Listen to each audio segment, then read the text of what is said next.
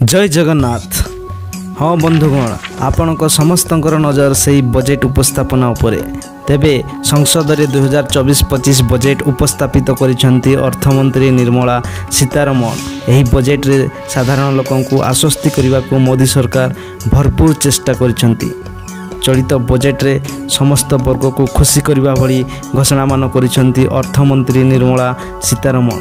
तेबे एसबू भितर साधारण लोक मैंने बजेट को नहीं एक प्रश्न उठाती जे कौन सस्ता है आउ कौन महंगा है।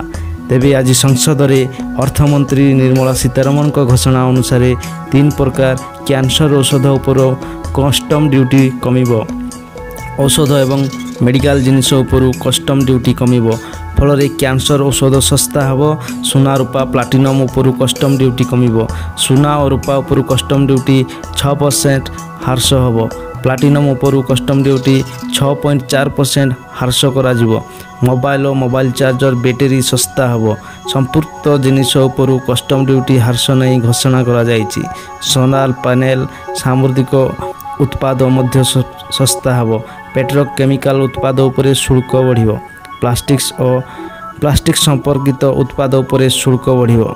तेबे पुणी थरे कही रखुचु सस्ता सामग्री गुड़िक होउछि कैंसर औषध, सुना रूपा platinum, cobalt, solar cell, mobile charger, battery, चमड़ा, बयन सामग्री, जता एवं सामुद्रिक उत्पाद। तेबे आउ थरे कही रखुछि जो गुड़ाक महंगा सामग्री सेटा हला पेट्रोकेमिकल्स उत्पाद। तेबे यही भली अपडेट्स जानिबा पई मो चैनल्स विरेशा वाल्स को सब्सक्राइब करंतु एवं सबुबले मो सहित अपडेट्स रुहंतु।